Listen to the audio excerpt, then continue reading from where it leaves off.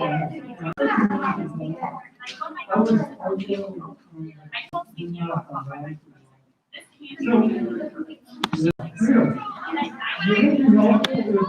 turned this way so that if you're standing, you have to see that I'm doing this.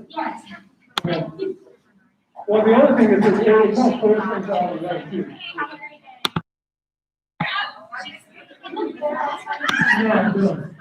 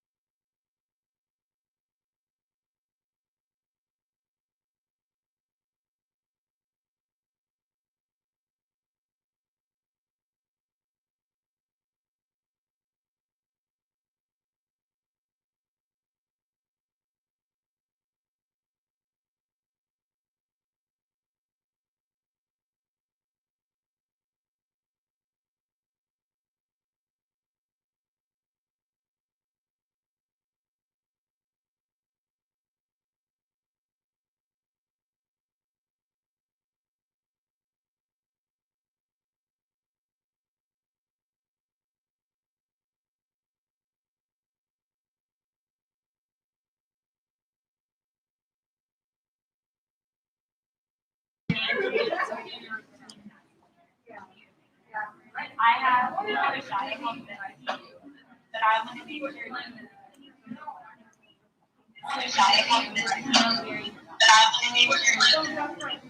Excellent.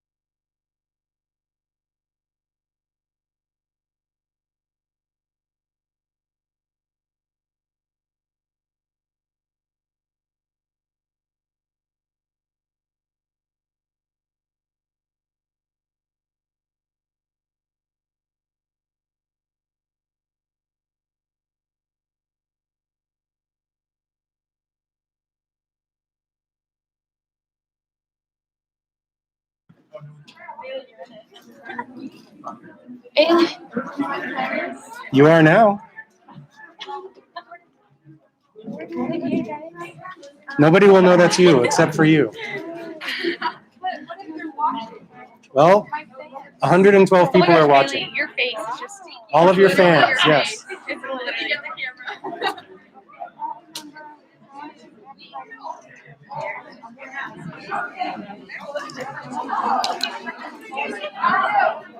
You're gonna go there and be like,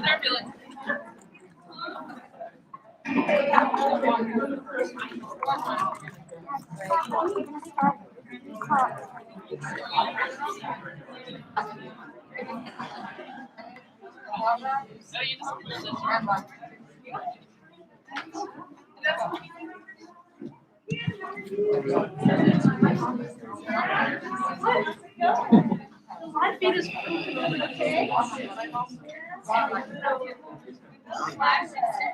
you're like, no, no,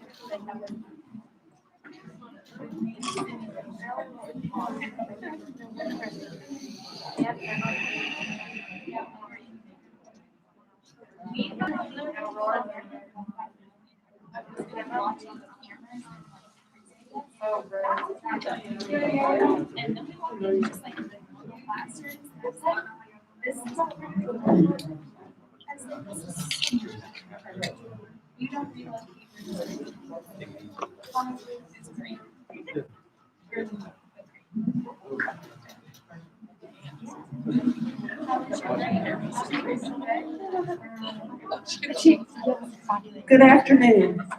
I guess we can all hear me through this mask, right, today? I'm Dean Alexa Steichbergen, and I want to welcome all of you here today, students, faculty, staff, family, and friends, to the 2020 Nursing Light the Lamp ceremony at the University of Texas at Austin. Some 170 years ago, Florence Nightingale used her lamp as a beacon in the night to comfort and guide the care of the wounded in military hospitals. Her light has blazed a path of service through the countless nurses who have followed in her footsteps. Today, our Light the Lamp celebrates the flame of Florence Nightingale's legacy.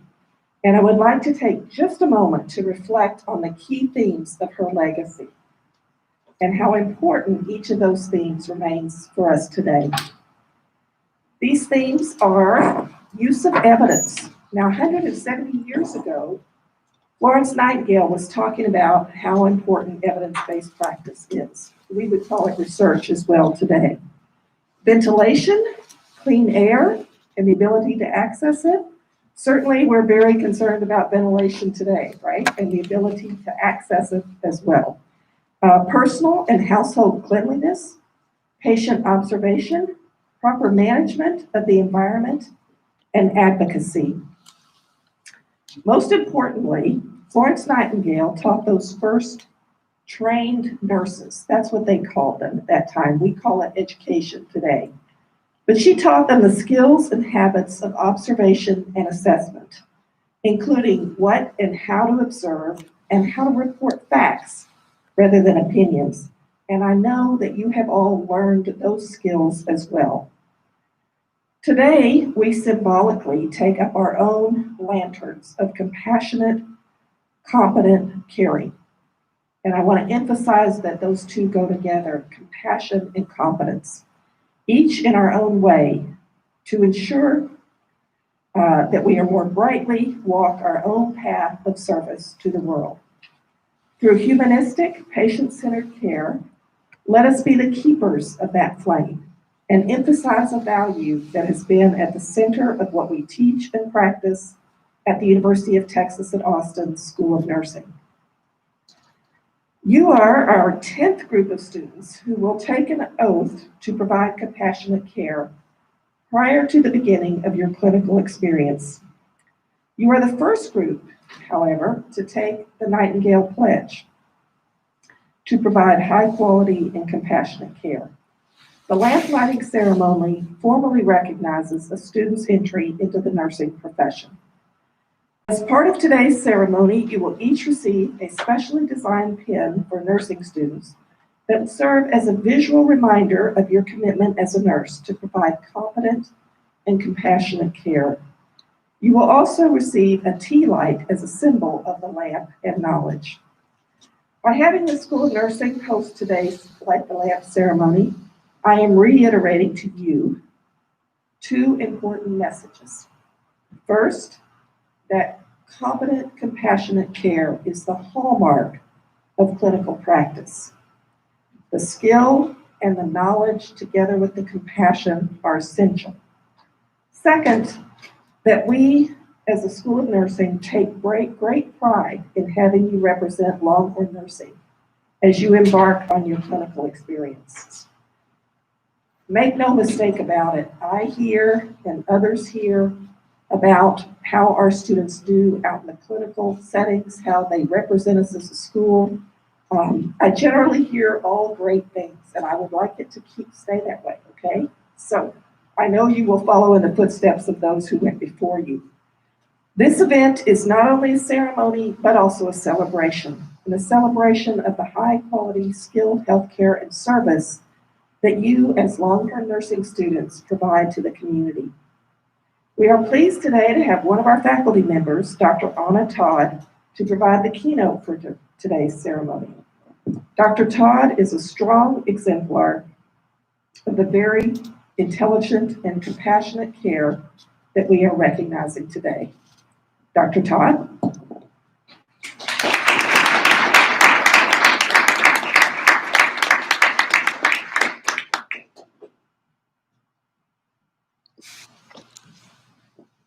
Okay, let's see how this. Oh, it's working. Okay. Hello, everyone. Good afternoon. How is everyone doing today? Nodding your heads. It's hard to see. It's hard to see smiles, so I just picture all those great smiles on your faces. Okay, well, thanks for coming today. You hear me? Okay. Is that better?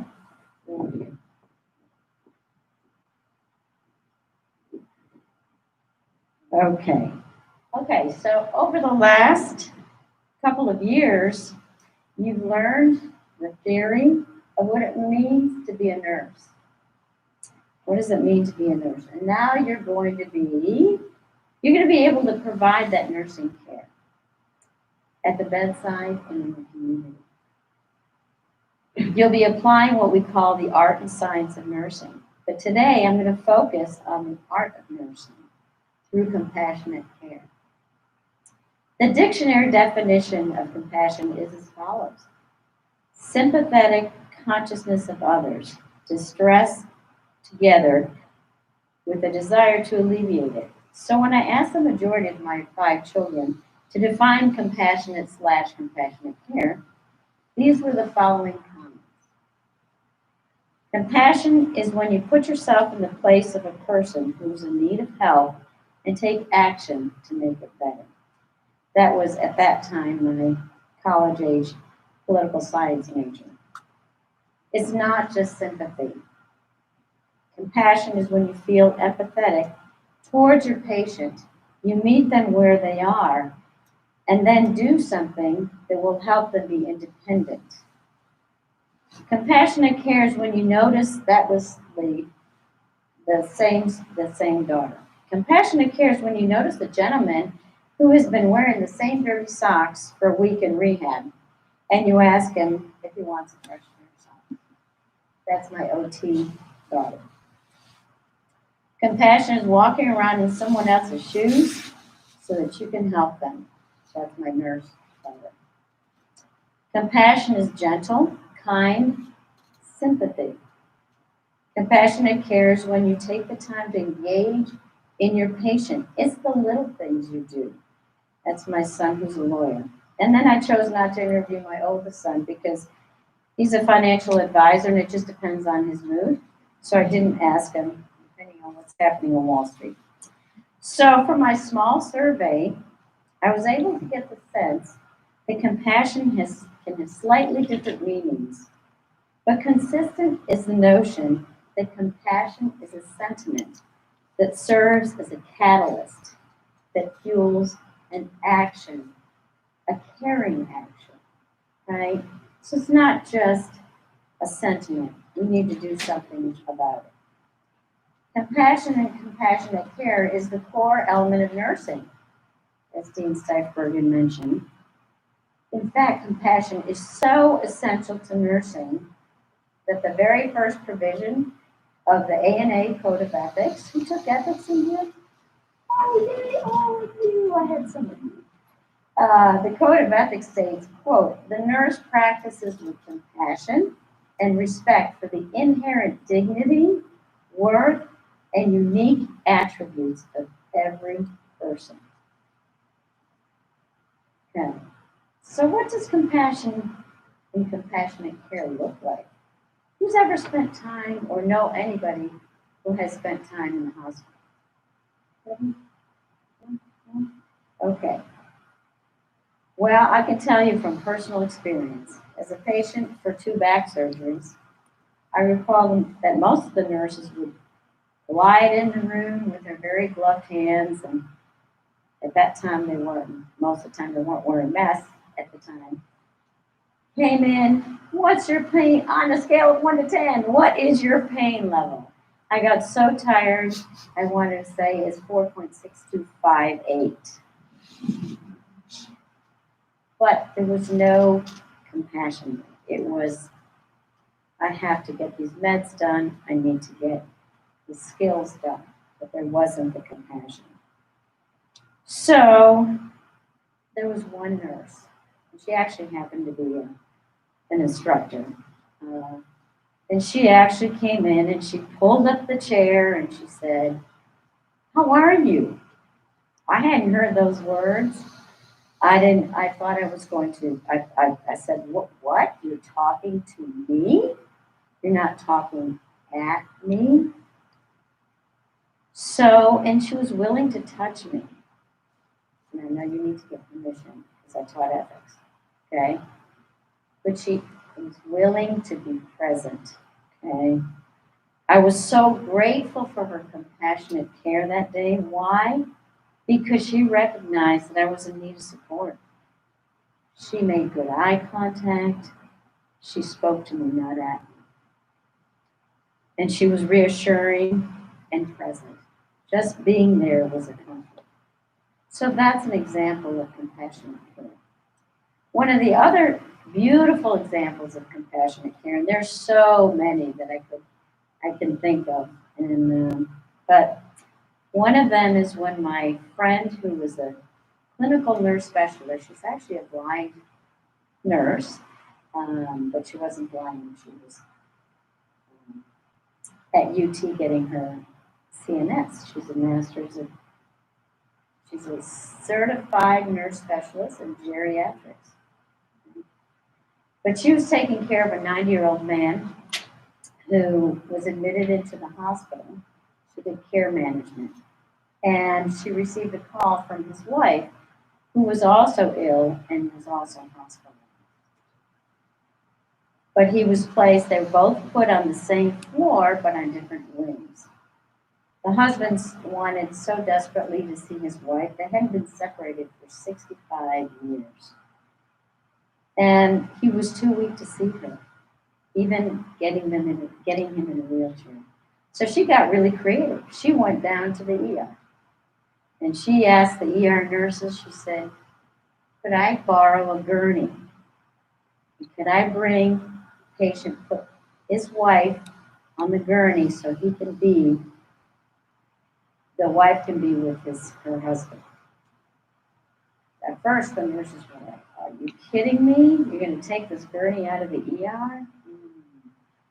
She was very creative, she was persistent, and was a patient advocate, and was able to do it. So what they did is they put him, or her, actually I think it was him, and they put them together, one on a gurney by the bedside, so they could hold hands as she passed away.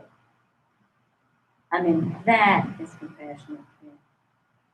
That's compassionate care. Truly. I've also had the privilege of watching my seniors, the S2s at the Trinity Center, working with women experiencing homelessness and listening to the stories of the experiences. And the beautiful part of it is that these students were present. They're there to listen. And a lot of times the clients would just thank them for being there, for listening when no one else was there to listen to. So these are just a few examples of compassionate care. It's a manifestation of the art of nursing. Walk around in your patient's shoes, empathize with them, and most of all, act on it so that you can help your patients maintain their independence and their dignity.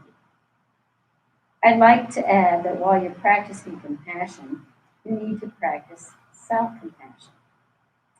You probably have heard people say, how can you take care of others if you're not taking care of yourself? Most of us choose nursing as a profession to nurture and care for others. And many of us in this profession ignore our own self-care and fail to engage in self-compassion. Kristen Neff, a renowned expert in self-compassion, she's actually a professor right here at the University of Texas, defines self-compassion as a self-attitude that involves treating oneself with warmth and understanding in difficult times and recognizing that making mistakes is a part of being human. We're not supposed to be perfect. She goes on to say that being self-compassionate is treating yourself in the same way you would treat a good friend when you're having hard times. You fail or notice that something that you don't like about yourself by being supportive and loving, right? So remember, while you're busy making a difference in your patients' lives, undoubtedly I know you will, be self-compassionate. Please take time to mindfully shower yourself with self-compassion and know that you're not supposed to be perfect. Florence Nightingale, the Lady of the Lamp, was the embodiment of compassion and our role model for compassionate care. She was named the Lady of the Lamp because of her reputation of carrying a lamp in the darkness to attend to the suffering mourners. This lamp symbolizes the light that we bring as nurses to our suffering patients. The light is the hope that we give to our patients through compassionate care. Remember to embrace the privilege we have as nurses to make a difference. Now more than ever, I ask you to continue to carry the lamp and be the light in the darkness. So I'm going to leave you. Today marks the celebration into your opportunity. It's to be one of the countless nurses who will be passionate about compassionate care. So go forth and carry the lamp proudly. I am going to leave you at the request of one of your faculty members. I'm going to leave you with a poem. And I want you to remember this poem as you're taking care of your patients. What do you see, nurse? What do you see, nurse? What do you see? What are you thinking when you're looking at me?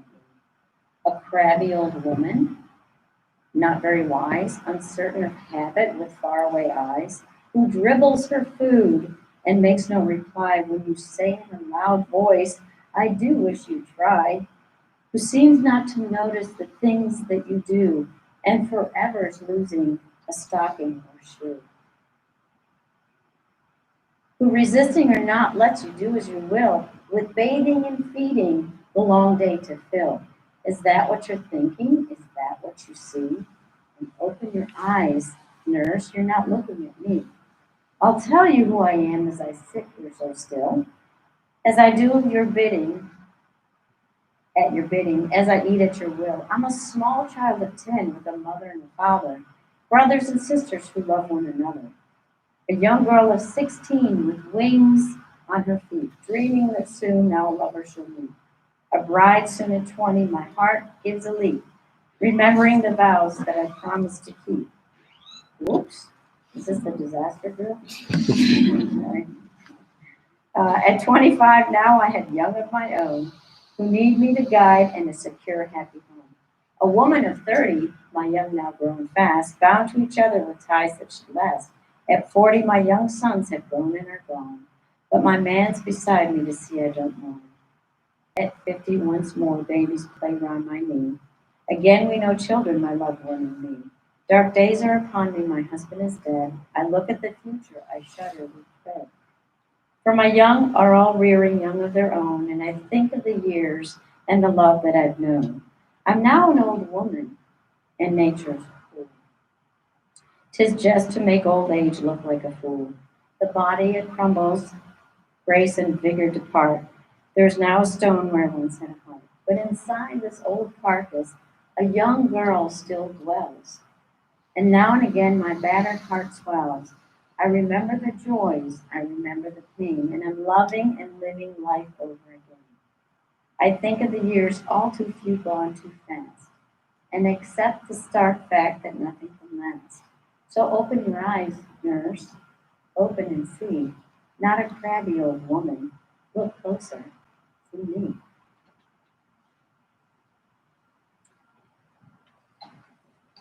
Okay.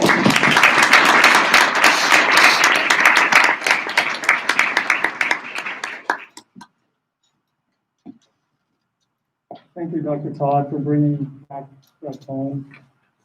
Every time I hear it, this means more and more each time, and it's even more now during this pandemic. And thank you for sharing with us your wisdom and your stories, and reminding us that right now it's so important for self-care as well.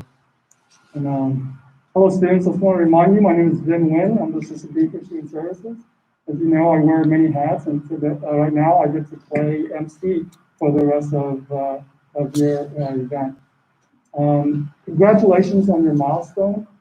We're all very proud of you. We're very excited for you. And we know that you're going to conquer this next milestone and be super at the next level. In fact, just to assure you that people live through J1, we brought back someone who lived through J1 to share with you stories. Tiffany Mir Perez, she's going to share with you her experience and some words. Come on.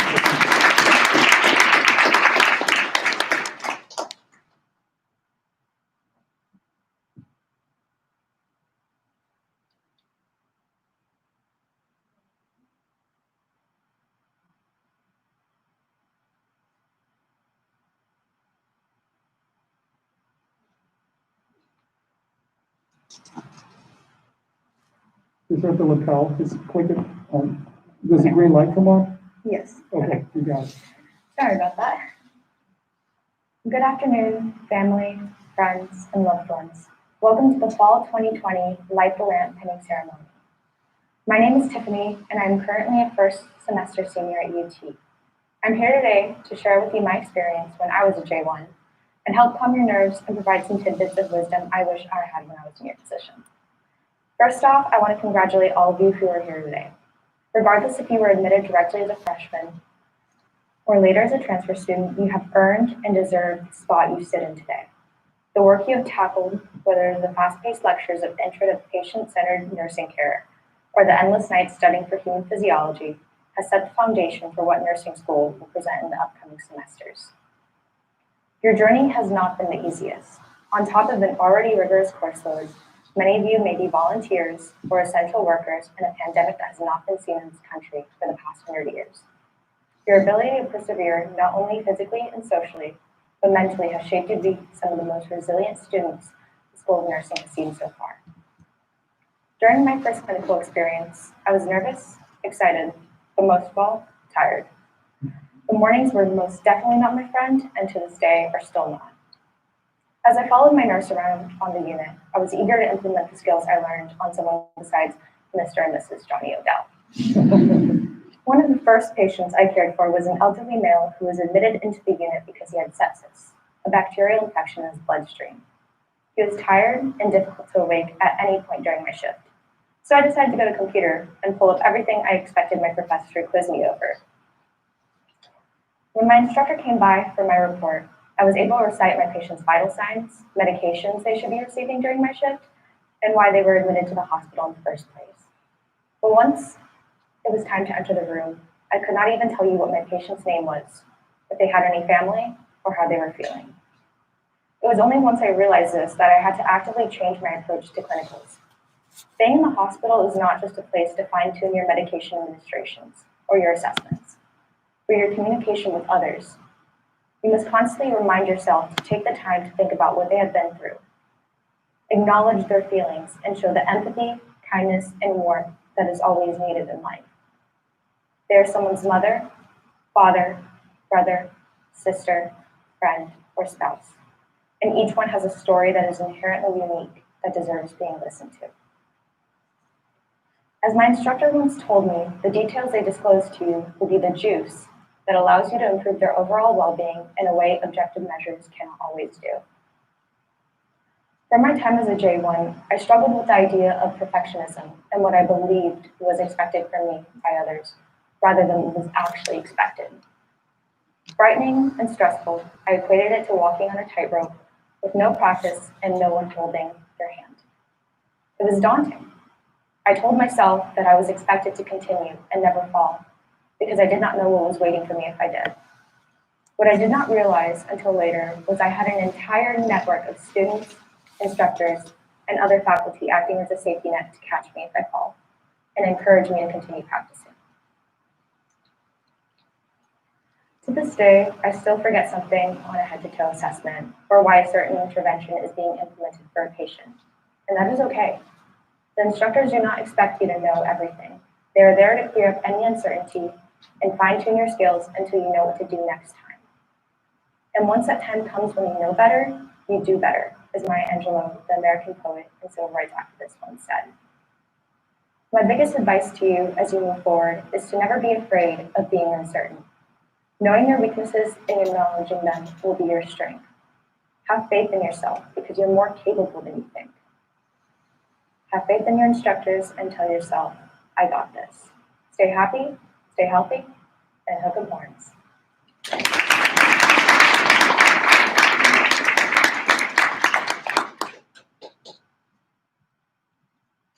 Thank you, Tiffany, for sharing your insight with us. I think they are less stressed out and really ready now. Okay? Yeah. So we will now proceed with the pinning and Nightingale Pledge. As your name is called, please come up front. Dr. Janice Hernandez will join us up front and call you forward, 3 students at a time. Okay? And then when you come up, there is we mark in red up here to help you with social distancing. Right? So at least stay that far off. And then after the pinning, Dr. Hernandez will ask you to light your candles and recite the Nightingale Pledge. All of you also should already have a pen. So if you don't, please raise your hand and let Rita know. Okay? So Dr. Hernandez, if you could come up, I'm going to move this over here for you. So you can social distancing.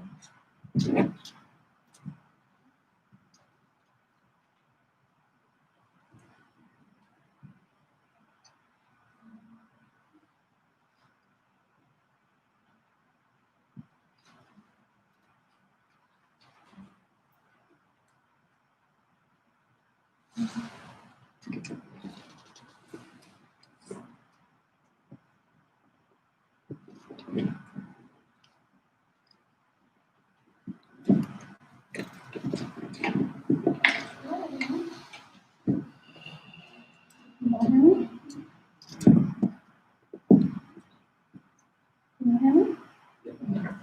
So I'm going to call your name 3 at a time, and you all can come up and Honor Dr. Aaron Ross, Kirk, and welcome everyone. Crystal Adele, Christine Adele, Lauren Frederick.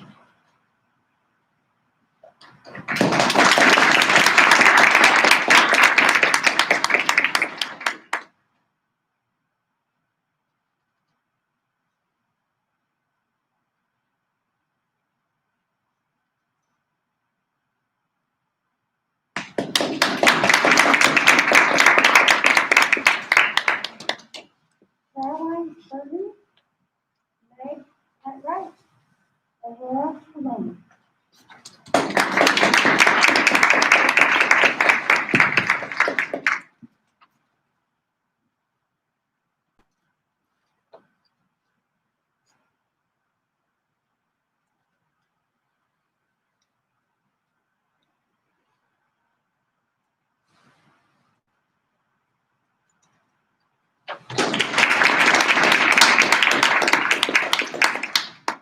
Timothy Smith, Samira Cruz, Tuba Desai.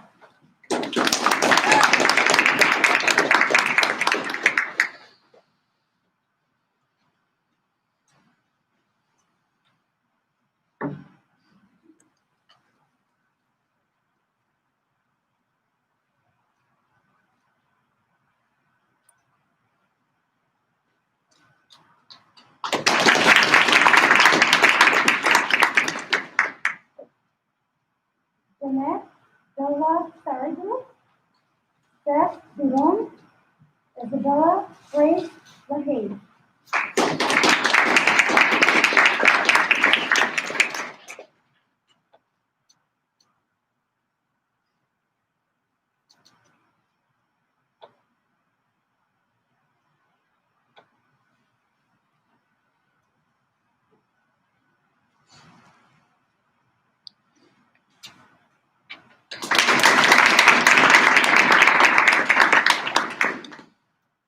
Natalie Barrington, Lauren Garcia, Alexa Gass.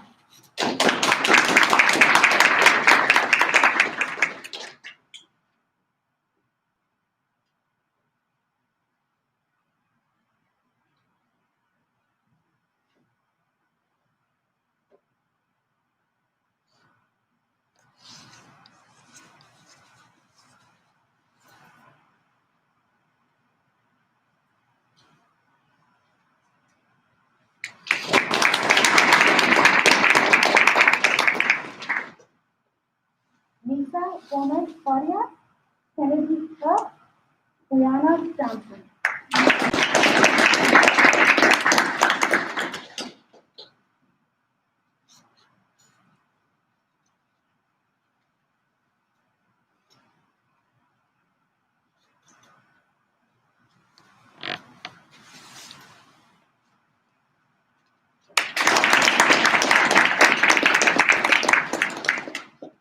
Sunny King, Kay Kim, Reshma Kurian.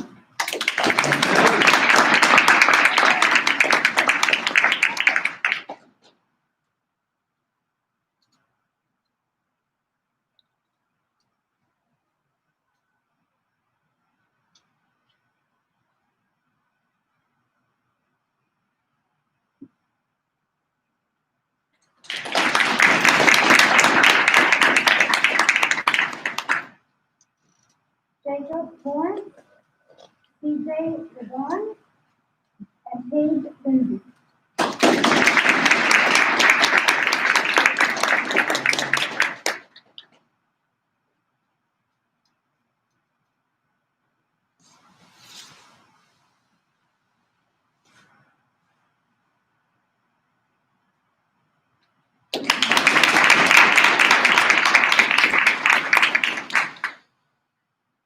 Anne Lee, Adriana Martinez, Jamie Medina.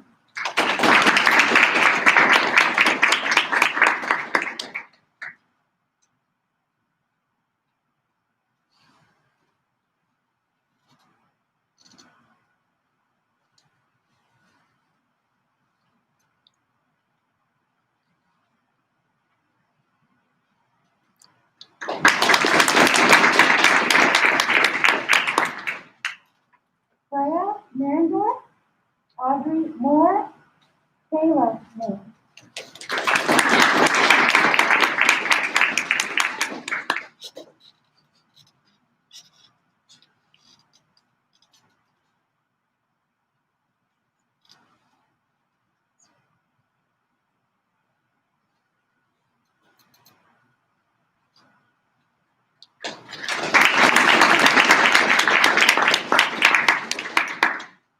Brandon Milne, Michelle Wynn, Jenna Nichols.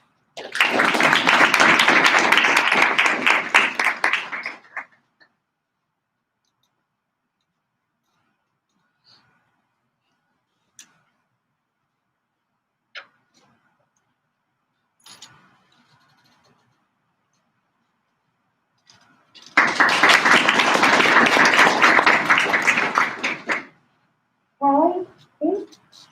Nisha Patel, Allison Pemberton.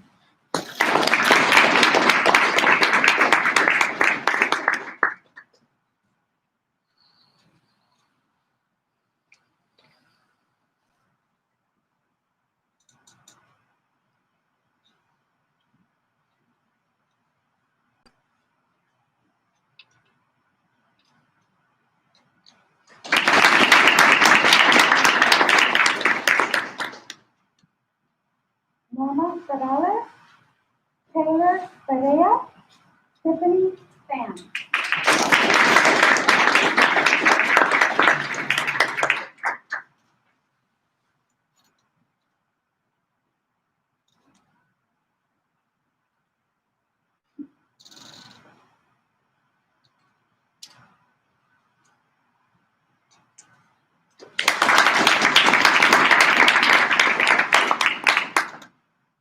Bailey Reagan, Meredith Ralph, Kendall Lee.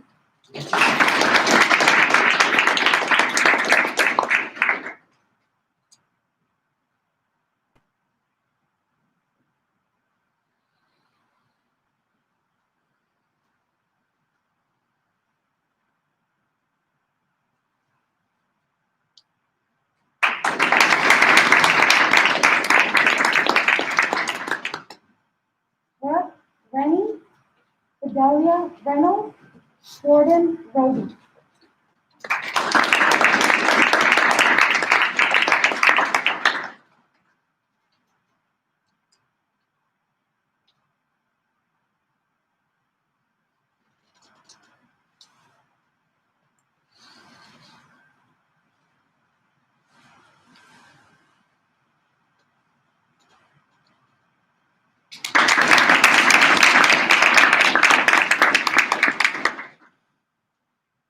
Jessica Marie Rosario, Cassandra Salai, Gerardo Salazar.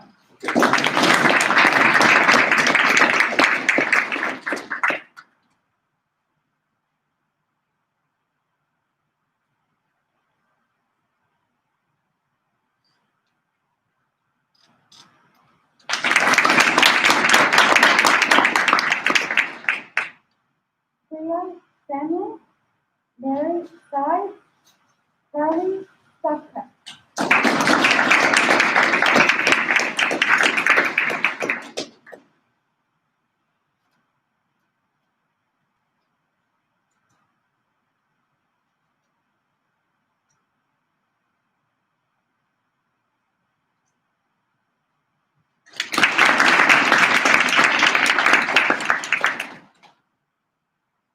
Emily Slaughter, Hannah Kindle, Sophia Soler.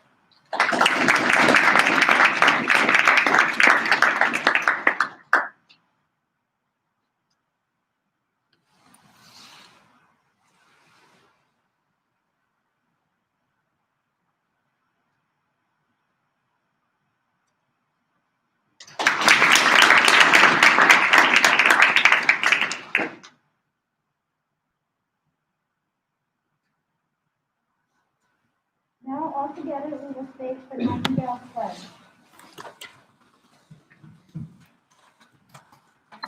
Stand up, please.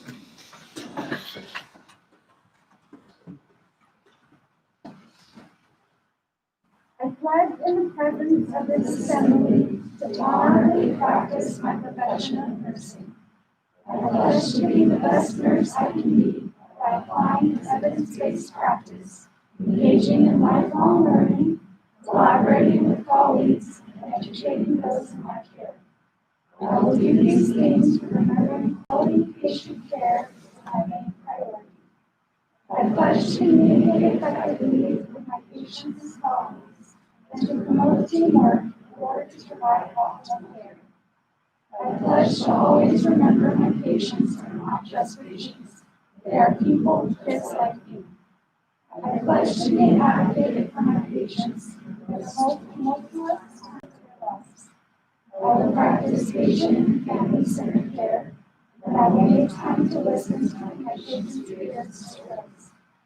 I pledge to practice with integrity. I realize that nursing is not simply a discipline. It is an art, science, and way of life. Caring is at the center of my being, and I will succeed in all interactions. I pledge to do all of these things remembering and make a difference in the lives of my patients each day.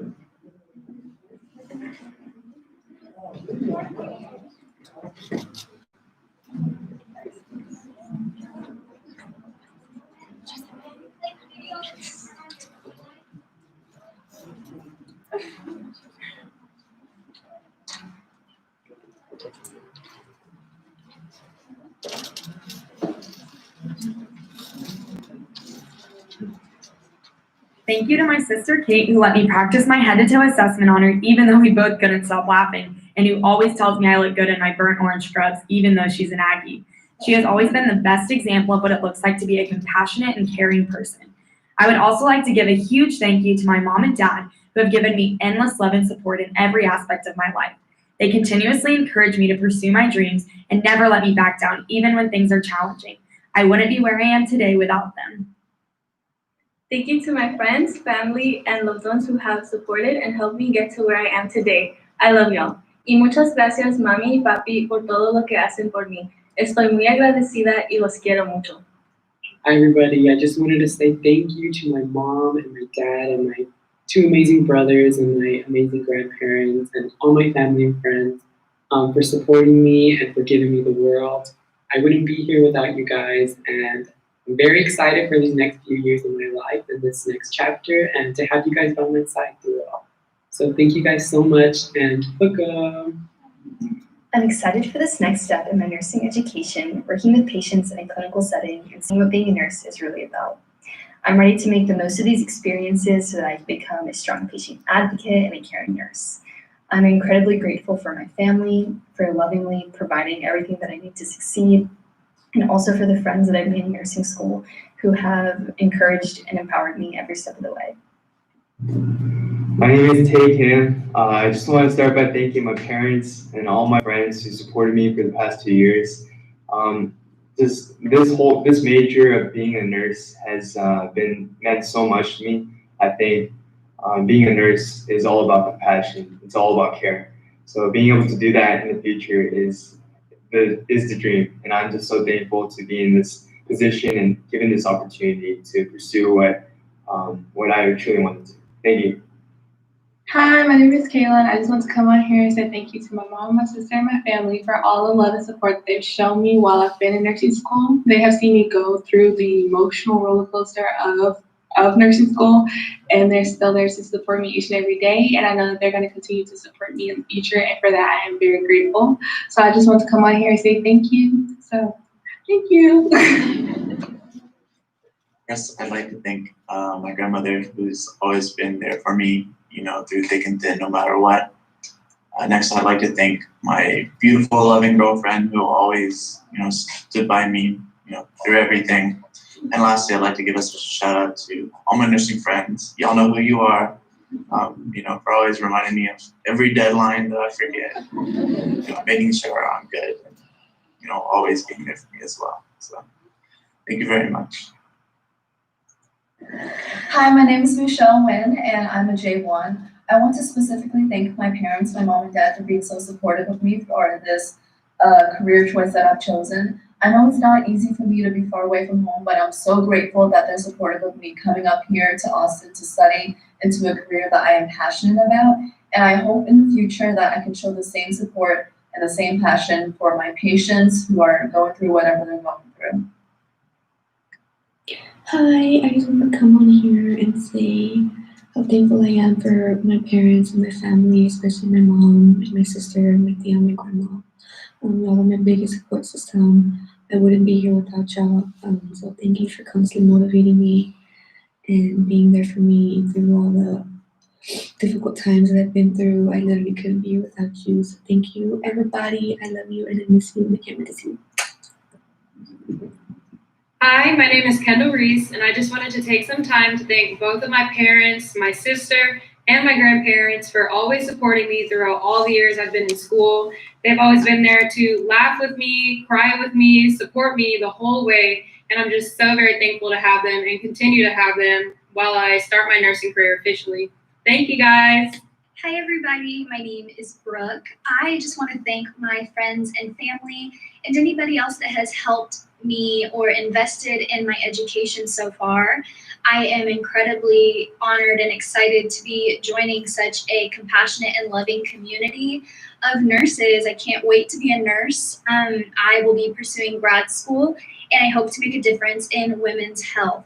Thank you so much for being here for me and supporting me. I can't wait to see what the future holds.